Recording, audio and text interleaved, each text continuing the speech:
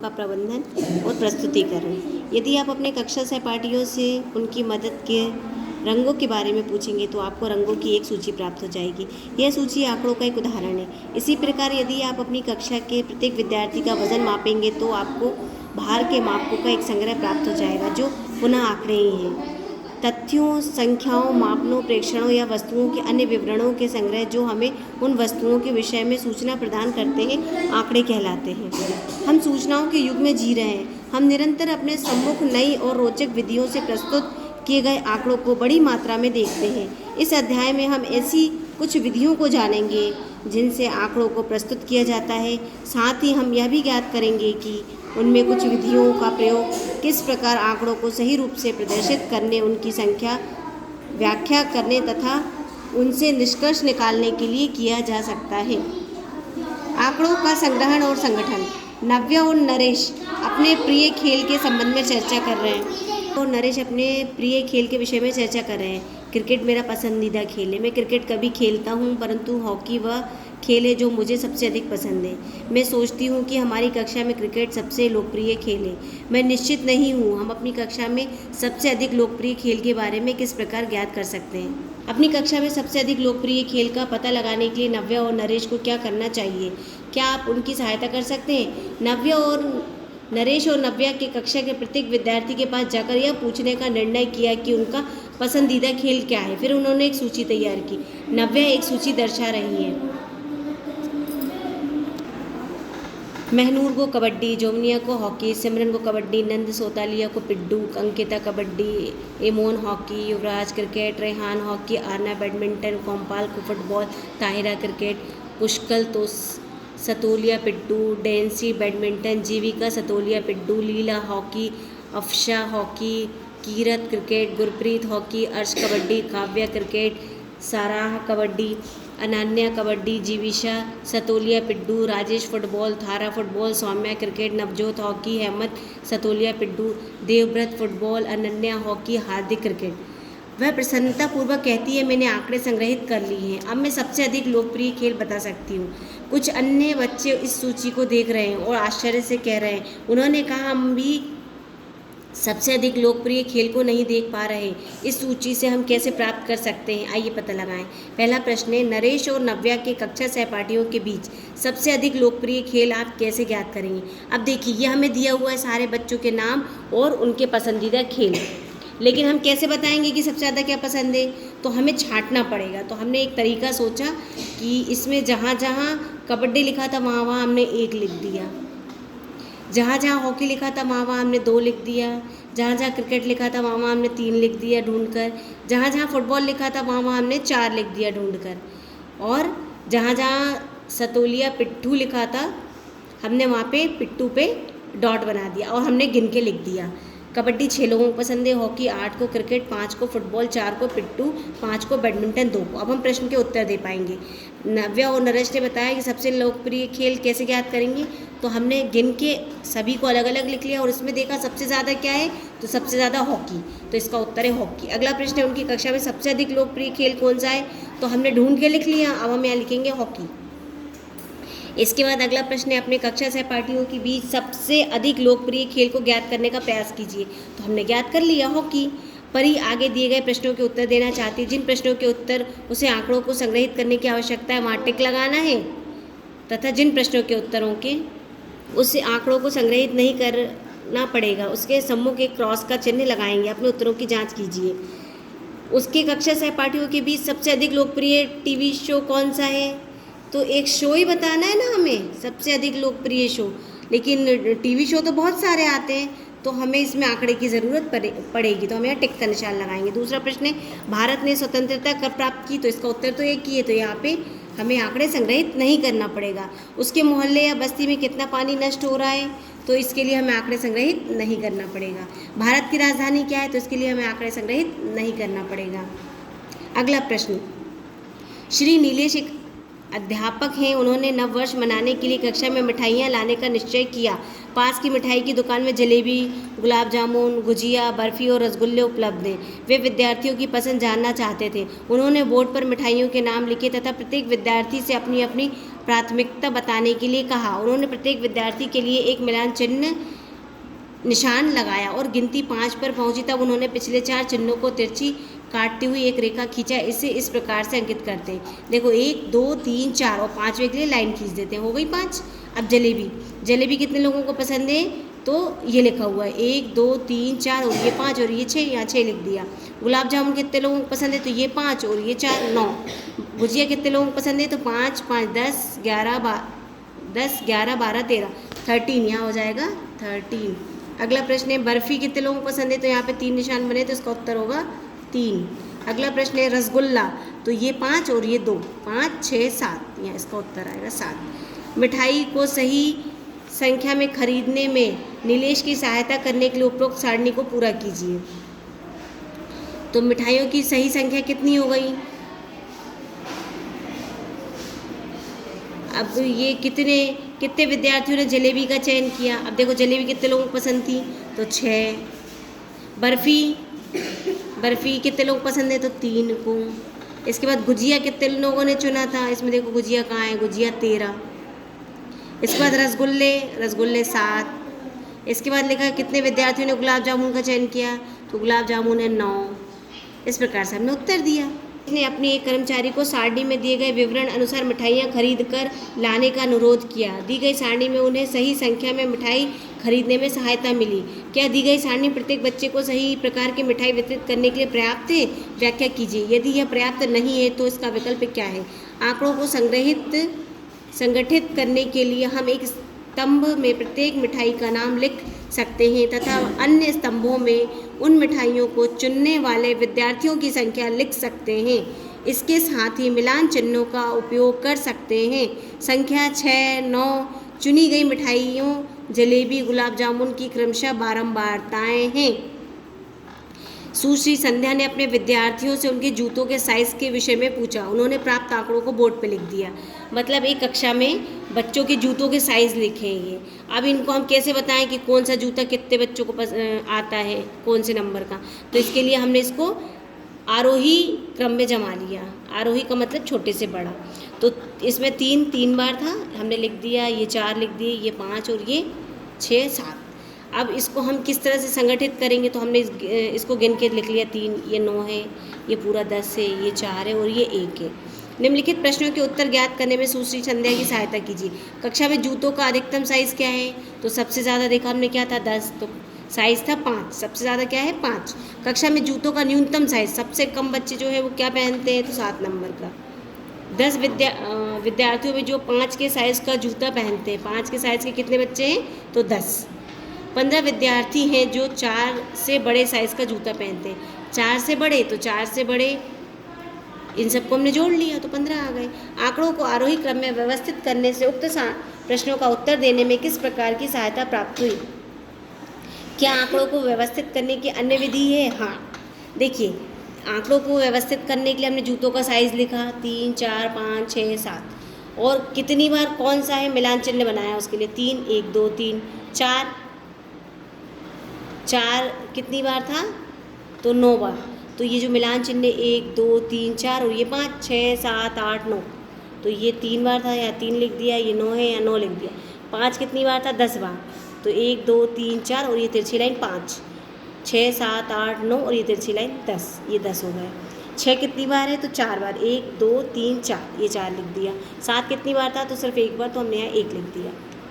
कुछ ऐसे पेड़ों के नाम लिखिए जो आप अपने आसपास वातावरण में देखते हैं। जब आप अपने घर से विद्यालय की ओर जाते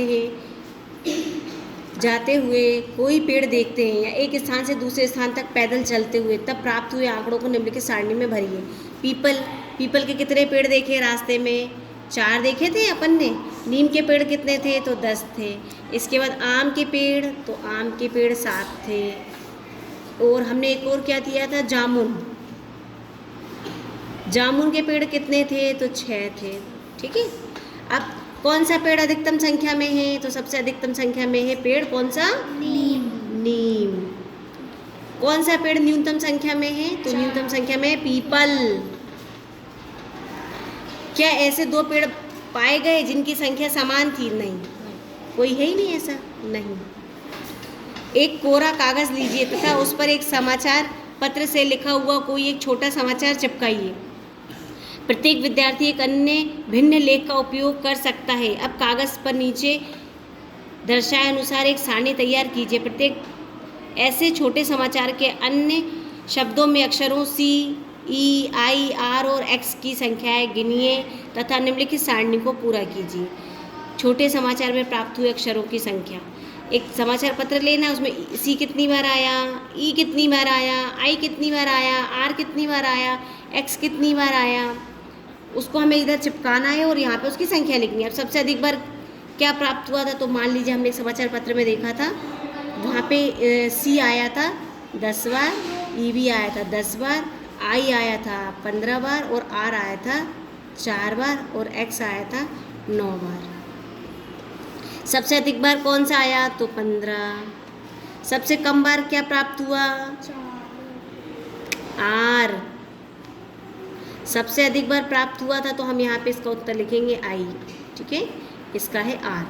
इसके बाद इन पांचों अक्षरों सी, ई, आई, आर और एक्स को उनकी बारंबारता के आरोही क्रम में लिखकर सूची बनाइए। अब अपनी सूची के क्रम की कक्षा सहपाठियों की सूचियों के क्रम से तुलना कीजिए। क्या आप क्रम अन्य सहपाठियों के क्रमों के समान है या लगभग समान है। लगभग प्रत्येक विद्यार्थी द्वारा सी, ई, आई, आर और एक्स प्राप्त होने की संभावना है। आपके विचार से ऐसा क्यों है। प्रक्रिया लिखिए जिसे आपने इस कार्य को पूरा करने में अपनाया है। अपने मित्रों के साथ उनके द्वारा बनाई गई प्रक्रियाओं के बारे में चर्चा कीजिए। यदि आप यही कार्य एक अन्य समाचार के साथ करते हैं तो आप किस प्रक्रिया को अपनाएंगे। यहाँ पे मतलब 2 चित्रालेख। चित्रालेख को इंग्लिश में बोलते हैं पिक्टोग्राफ्स। बिना कोई संख्या लिखे आंकड़ों को दर्शाने की चित्रीय और सुझावित विधि है। नीचे दिए गए चित्र को देखिए। आपने पिछली कक्षा में इस तरह के चित्र देखे होंगे। यात्रा के साधन, निजी कार, विद्यार्थियों की संख्या, और ये चित्र जो है बराबर एक विद्यार्थी। सार्वजनिक बस, ये चित्र बने हैं। विद्यालयी बस, ये चित्र बने हैं। साइकिल, पैदल, इसका मतलब निजी कार 4 बच्चे जाते हैं, सार्वजनिक बस से 5 बच्चे जाते हैं, विद्यालयी बस से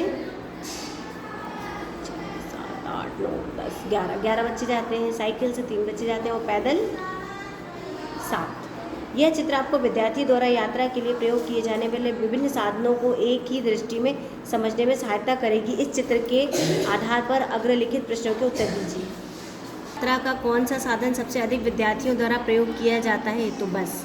यात्रा का कौन सा साधन सबसे कम विद्यार्थियों द्वारा प्रयोग किया जाता है, तो इसका उत्तर है साइकिल।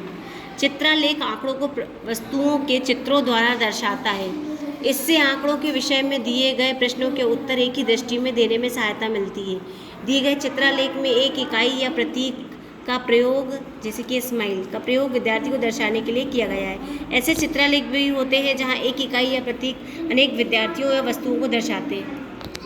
एक प्रश्न है, उदाहरण है, नंद किशोर ने बेरसिया में अपने मिडिल स्कूल के बच्चों से वे कितनी बार रात्रि में न्यूनतम घंटे सोते हैं।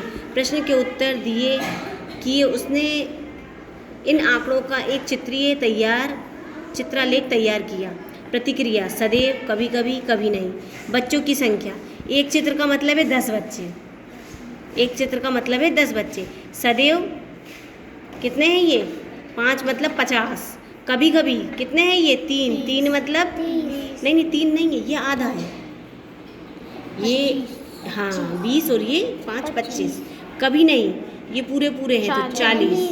उपरोक्त चित्रालेख के माध्यम से निम्नलिखित प्रश्नों के उत्तर दीजिए। उन बच्चों की संख्या क्या है जो सदैव रात्रि में न्यूनतम 9 घंटे सोते हैं, तो 9 घंटे सोते हैं वो कितने बच्चे हैं।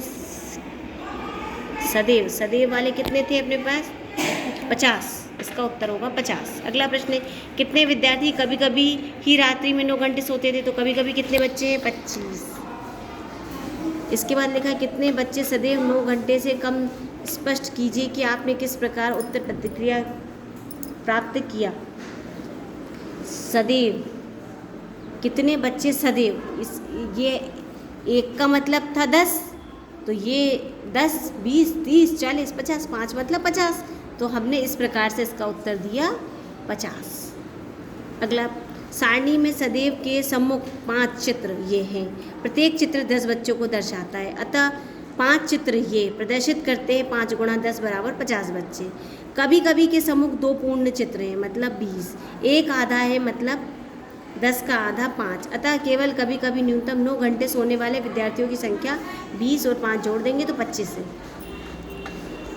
कभी नहीं के सम्मुख 4 पूर्ण चित्र हैं, अतः 4 गुणा 10 बराबर 40। विद्यार्थी कभी भी रात्रि में न्यूनतम 9 घंटे नहीं सोते हैं, अर्थात वे सदैव 9 घंटे से कम सोते हैं। एक चित्रलेख खींचना। एक दिन लखनपाल ने इन आंकड़ों को संग्रहित किया कि प्रत्येक कक्षा में कितने विद्यार्थी अनुपस्थित थे। कक्षा 1 से लेकर हमने 8 तक लिया है। विद्यार्थियों की संख्या कक्षा 1 में 3, 2 में 5, 3 में 4, 4 में 2, 5 में कोई नहीं, 6 में 1, 7 में 5 और 8 में 7। उसने इन आंकड़ों को प्रस्तुत करने के लिए एक चित्रलेख बनाया और उसमें एक विद्यार्थी को स्माइल से दर्शाने का निर्णय लिया। अब ये पहली से लेकर हमने 8वीं तक लिख दिया। पहली में कितने थे? 3 स्माइल बना दिए। दूसरी में 5 थे तो 5 स्माइल बना दिए। तीसरी में 4 बच्चे थे तो 4 स्माइल बना दिया। चौथी में 2 बच्चे थे तो 2 स्माइल बना दिया। 5वीं में 1 भी बच्चे नहीं थे तो 1 भी चित्र नहीं बनाया। 6ठी में 1 था तो 1 बना दिया। 7वीं में 5 थे तो 5 स्माइल बना दिया। 8वीं में 7 बच्चे थे तो 7 स्माइल बना दिया। अनुपस्थित विद्यार्थियों की संख्या। इस समय उसके मित्रों जरीना और संगीता ने उन विद्यार्थियों के आंकड़े संग्रहित किए जो प्रत्येक कक्षा में उपस्थित थे, कक्षा 1 से 8 तक। विद्यार्थियों की संख्या। अब पहली में 30, ये उपस्थित वाले हो गए, वो अनुपस्थित वाला था। 1 में 30, 2 में 35, 3 में 20, 4 में 25, 5 में 30, 6 में 25, 7 में 30 और 8 में 20। यदि वे इन आंकड़ों को चित्रलेख के माध्यम से दर्शाना चाहे तो वो क्या प्रत्येक विद्यार्थी के लिए भी एक प्रतीक का प्रयोग करेगा, जैसा कि लखनपाल ने किया था? यदि हाँ, तो उन्हें किन चुनौतियों का सामना करना पड़ेगा? समस्या से निपटने के लिए एक योजना बनाई। क्योंकि यहाँ अनेक विद्यार्थी हैं, इसलिए उसने स्माइल को 5 विद्यार्थियों को दर्शाने का निर्णय लिया। उसने इसकी आकृति बनाई जिससे समय और स्थान दोनों की बचत हुई। पहले वाले में हमने 1 बनाया था, मतलब 1 बच्चा। यहाँ पे 1 स्माइल मतलब 5 बच्चा। अब 1 से 8 तक हमने लिख दिया कक्षा। यहाँ पे 30 थे, 5 छक्के 30। ये हमने पहली, दूसरी, तीसरी, चौथी, 5वीं, 6ठी, 7वीं, 8वीं सबके बना दिए। संगीता ने एक स्माइल से 10 विद्यार्थियों को दर्शाने का निर्णय लिया, इसलिए इसे चित्रलेख में 25 विद्यार्थियों और 35 विद्यार्थियों को दर्शाने में समस्या हुई। तब उसने सोचा कि वह 5 विद्यार्थियों को दर्शाने के लिए आधे का प्रयोग कर सकती है। 1 स्माइल बराबर 10। ऊपर हमने क्या लिया था? 1 स्माइल मतलब 5, तो ये चित्र बना था। अब नीचे 1 स्माइल बराबर हमने 10 लिया है और 5 के लिए इसको आधा कर दिया। 1 आँख, आधा मुंह, ये हो जाएगा 5। ठीक है, तो पहली में 30 बच्चे थे, 30। दूसरी में 35, तीसरी में 20, चौथी में 25, 5वीं में 30, 6ठी में 25, 7वीं में 30, 8वीं में 20। देखो ये चित्र भी छोटा हो गया, काम भी आसान हो गया। यदि कक्षा में उपस्थित विद्यार्थियों की संख्या 33 या 27 हो तो एक ऐसा चित्रलेख तैयार करते समय क्या चुनौतियां हो सकती हैं? चित्रलेख आंकड़ों को दर्शाने की सुंदर चित्रीय और सुझावित विधि है। ये आंकड़ों को वस्तुओं के चित्रों द्वारा दर्शाते हैं। चित्रलेख प्रश्नों के उत्तर देने और आंकड़ों के विषय में तुरंत निष्कर्ष निकालने में सहायता करते हैं। दिए गए उदाहरणों में मनपसंद खेलों, मनपसंद रंगों, परिवहन के सबसे आम साधनों, अनुपस्थित छात्रों इत्यादि के विषय में जानकारी प्राप्त कर पाएं। चित्रलेख को पढ़कर हम विभिन्न वर्गों की बारंबारता और उनकी तुलना को तुरंत समझ सकते हैं। उदाहरण के लिए क्रिकेट, हॉकी आदि। चित्रलेख में वर्गों को क्षैतिज अक्ष अथवा ऊर्ध्वाधर अक्ष पर रख सकते हैं। प्रत्येक वर्ग के लिए उस वर्ग की बारंबारता के अनुसार निर्दिष्ट स्तंभों या पंक्तियों में सरल चित्र और प्रतीक बनाए जाते हैं। एक पैमाना या कुंजी। उदाहरण के लिए ये एक स्माइल, एक विद्यार्थी अथवा 5 भी हो सकते हैं, को यह दर्शाने के लिए जोड़ते हैं कि प्रत्येक चिन्ह या चित्र क्या प्रदर्शित करता है। प्रत्येक चिन्ह या एक चित्र एक या अधिक इकाई को प्रदर्शित कर सकता है। समझ गए आप? या तो ये 1 को दिखाएगा या 1 से ज़्यादा को दिखाएगा। ठीक है, एक ऐसे चित्रलेख को बनाना चुनौतीपूर्ण हो सकता है जिसमें आंकड़ों की मात्रा अधिक है या उसकी बारंबारता पैमाने के ठीक गुणज ना हो। आइए पता लगाएं। दिया गया चित्रलेख मिडिल स्कूल गिन्नौरी के पुस्तकालय से एक सप्ताह में विद्यार्थियों द्वारा ऋण ली गई पुस्तकों की संख्या को दर्शाता है। अब देखिए कि ये चित्रलेख है जिसमें ये एक पुस्तक का चित्र बना है। एक पुस्तक बराबर एक, ये चित्र का मतलब सिर्फ एक। सोमवार को कितने बच्चों ने पुस्तक ऋण लिया था? तो 5। मंगलवार को 4, बुधवार को 2, बृहस्पति को किसी ने नहीं लिया, शुक्रवार को 5, शनिवार को 8। न्यूनतम संख्या में पुस्तकें ऋण ली गई बुधवार को। सप्ताह के दौरान कुल कितनी पुस्तकें ऋण ली गई? तो 24। किस दिन अधिकतम संख्या में पुस्तकें ऋण ली गई? इसका संभव कारण क्या हो सकता है? शनिवार को सबसे ज़्यादा पुस्तक ली गई क्योंकि अगले दिन रविवार है और छुट्टी का दिन है, तो आप पढ़ सकते हैं। अगला प्रश्न है, मगन भाई जामनगर में पतंगे बेचते हैं। निकटवर्ती गांव में 6 दुकानदार उनसे पतंगे खरीदने आते हैं। इन 6 दुकानदारों को उनके द्वारा बेची गई पतंगों की संख्या नीचे दी हुई है। दुकानदार बेची गई पतंगों की संख्या। चमन 250, रानी 300, रुखसाना 100, जसमीत 450, जेठालाल 250, पूनमबेन 700। एक चित्रलेख तैयार कीजिए जिसमें प्रतीक चिन्ह पतंग से 100 पतंगों को दर्शाया गया हो। निम्नलिखित प्रश्नों का उत्तर दीजिए। रानी द्वारा खरीदी गई पतंगों को कितने प्रतीक दर्शाएंगे? अब देखिए 100 है, रानी कितनी है? 300, तो 3 पतंग बना देंगे। एक था 100, 300। किसने अधिकतम संख्या में पतंगे खरीदी? तो इसमें सबसे ज़्यादा क्या है? जसमीत। सबसे ज़्यादा किसने खरीदी? जसमीत ने पतंगे खरीदी। अगला प्रश्न है, जसमीत और चमन में से किस, अरे 700, सॉरी, तुम्हें बोलना चाहिए ना, हमने गलत देखा तो तुमने बोला ही नहीं। क्या है इसमें सबसे ज़्यादा? 700। पूनमबेन क्या आएगा यहाँ पे? पूनमबेन, हमारी नज़र नहीं गई उधर। पूनमबेन सबसे ज़्यादा किसने खरीदी? पूनमबेन ने। कितनी? 700। जसमीत और चमन में से किसने अधिक पतंगे खरीदी? अब देखो जसमीत और चमन, ये जसमीत है और चमन ये है। जसमीत ने 450 और चमन ने 250। ज़्यादा किसकी है? जसमीत ने अधिक पतंगे खरीदी। रुखसाना कहती है कि पूनमबेन ने रानी द्वारा खरीदी गई पतंगों की संख्या के दुगने से अधिक पतंगे खरीदी। क्या वह सही है? क्यों? पूनमबेन ने रानी द्वारा खरीदी गई दुगने से अधिक, तो सही है कि नहीं बताओ? पूनमबेन ने रानी से दुगने से अधिक खरीदी है। Yes ma'am. हाँ, 306। हाँ। अब देखो इसके लिए पतंगों को चित्रों द्वारा दर्शाना था, तो चमन ने 250 पतंगे खरीदी थी, तो हमने ये 100, 200 और ये 50, 250। रानी ने 300, तो 100, 200, 300। रुखसाना ने 100, तो एक पतंग बनाएंगे क्योंकि एक पतंग बराबर 100 दर्शा रही है। जसमीत की 450, तो 1, 2, 3, 4 और ये आधा 450। जेठालाल की 250, तो 100, 200 और ये 250। पूनमबेन की 700, तो 1, 2, 3, 4, 5, 6, 7 मतलब 700।